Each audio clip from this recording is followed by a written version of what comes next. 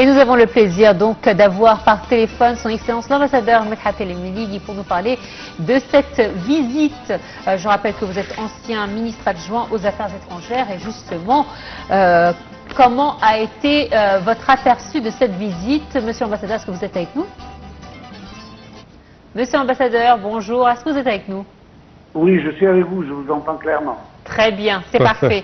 Alors justement, on revient sur les relations égypto-grecques suite à la visite du président Abdel Fattah el-Sisi en Grèce. Et il faut dire que ce sont des relations, on pourrait avoir plusieurs émissions pour parler des relations égypto-grecques, puisque depuis l'Antiquité, nous avons des liens étroits avec la Grèce. Mais je parle des relations modernes. Comment se portent-elles? Alors, comme vous venez de le souligner maintenant, ces deux nations sont profondément ancrées dans une histoire, une culture, une géographie commune. Certainement, ces relations sont dues aussi à la proximité de la Grèce avec l'Égypte. Les deux ensemble sont un lien très important, ils constituent un lien très important dans les relations de la Méditerranée orientale, avec certainement la Chypre. Et je pense que si on peut dire que les trois pays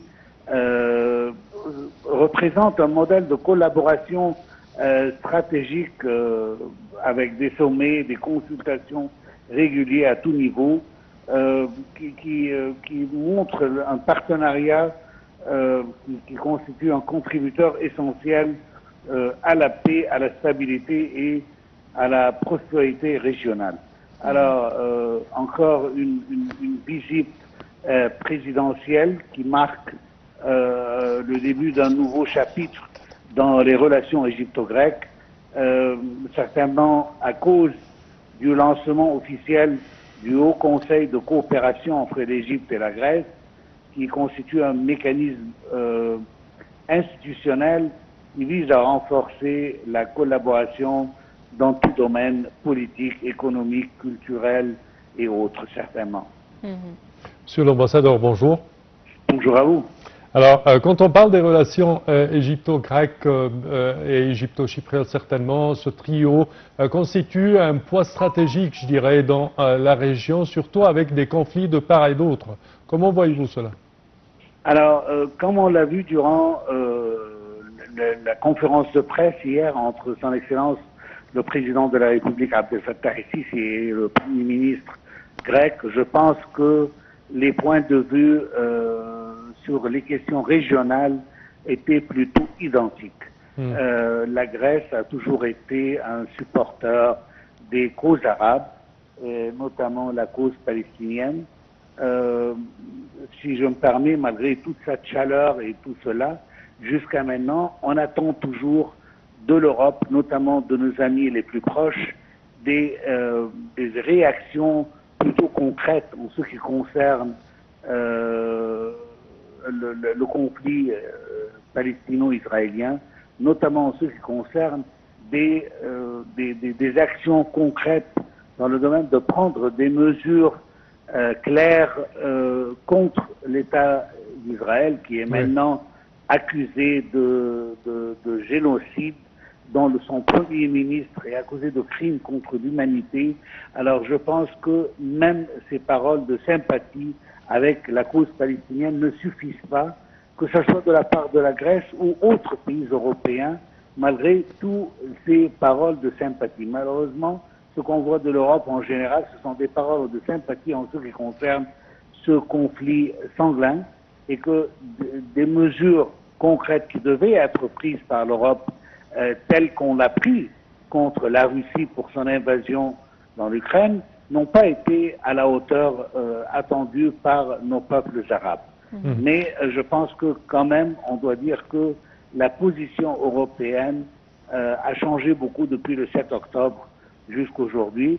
C'est toujours, il y a toujours une divergence avec les États-Unis qui continuent à donner un support inconditionnel à Israël. Même dernièrement, on a vu que le président Trump a donné le feu vert à Israël pour élargir le scope de la guerre contre la guerre meurtrière contre le peuple palestinien. Je ne parle plus ici de Hamas parce que je pense que Hamas ne fait plus partie de cette guerre, aussi bien que les otages ne font plus partie de cette guerre. C'est une guerre qui vise seulement à une revanche, je ne sais pas même comment trouver le mot à décrire le génocide qui se passe devant nos yeux en Palestine, mais je trouve que malgré tout, les États-Unis continuent à supporter Israël. L'Europe a une position un peu différente, mais toujours pas de réaction claire. Je parle ici de point de vue politique sur la question de la Palestine. En ce qui concerne les relations bilatérales avec la Grèce, certainement on a vu une signature de plusieurs mémorandums d'entente. Il y a des ententes sur tous les points communs de coopération. Il y aura certainement, on a entendu parler d'une connexion électrique qu'on appelle Grégui déjà. C'est un projet stratégique qui permettra à l'Égypte d'exporter 3 gigawatts d'énergie propre vers la Grèce et un peu plus loin vers l'Europe à travers un câble sous-marin qui s'étend à la longueur de 1 km à peu près, 1000 km. C'est un projet prioritaire par l'Union européenne qui maintenant ne veut plus dépendre sur la Russie pour fournir ses besoins électriques et autres.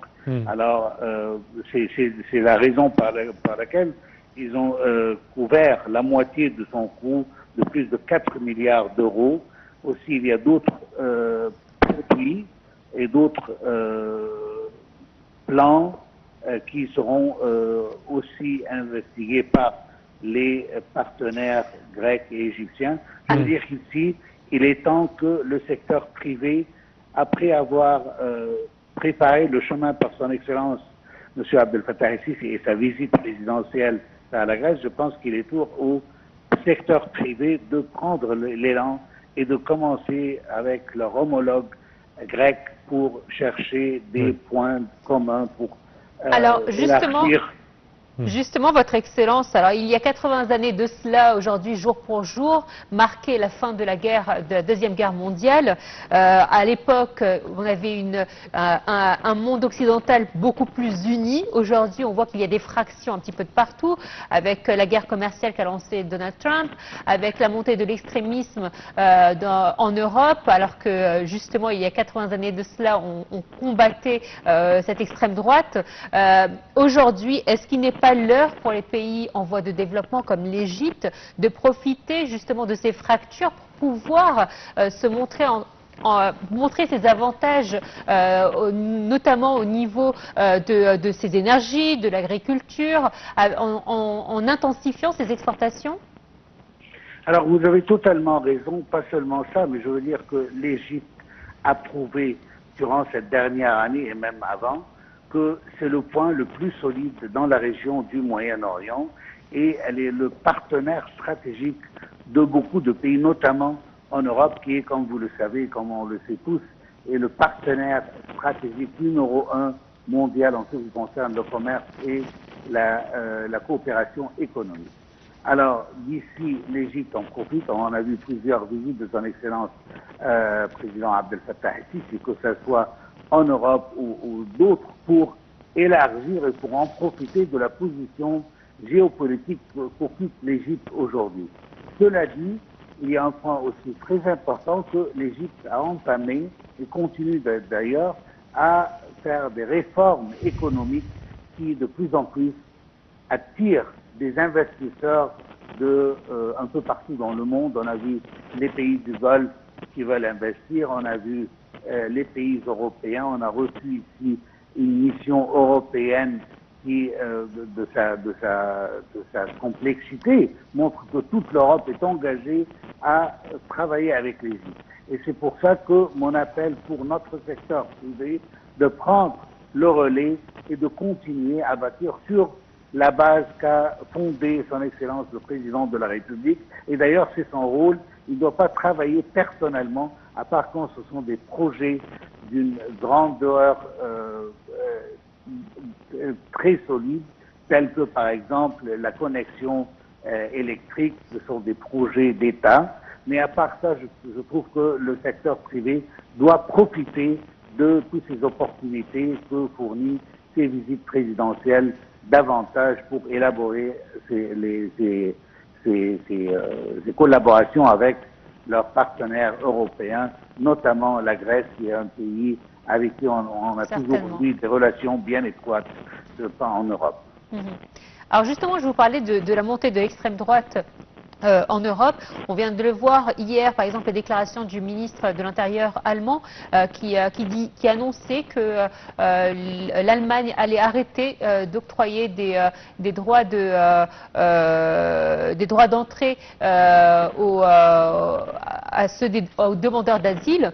Et ce n'est pas sa seule politique, puisqu'en France également, le ministre est de parti de droite. Lui aussi pense qu'il faudrait mettre un terme justement à ce droit d'asile. Donc aujourd'hui, l'Égypte, qui est un des pays qui justement accueille énormément de personnes qui souhaiteraient aller vers l'Occident, il est temps que l'Égypte demande à l'Europe également de l'aider à pouvoir surmonter ces flux de migration illégale, car ça coûte beaucoup d'argent et c'est aussi une question de sécurité nationale. Alors, vous avez totalement raison, et d'ailleurs l'Égypte, depuis longtemps, a entamé des pourparlers avec nos collègues européens en ce qui concerne comment est-ce que l'Europe peut aider l'Égypte et à pouvoir combattre ces immigrations, ces vagues d'immigration illicite vers l'Europe. Il y a un point très important à parler ici, c'est que si l'extrême droite est en train de monter en Europe, c'est à la fin du compte une vision politique qui n'a rien à voir avec les préférences économiques qui, eux, ne cherchent que le profit. Exactement. Alors, si l'Égypte a l'essentiel pour attirer les capitaux et les hommes d'affaires européens, ils viendront sûrement. Que leur politique soit d'extrême droite ou gauche, ça n'a rien à voir avec les bénéfices économiques.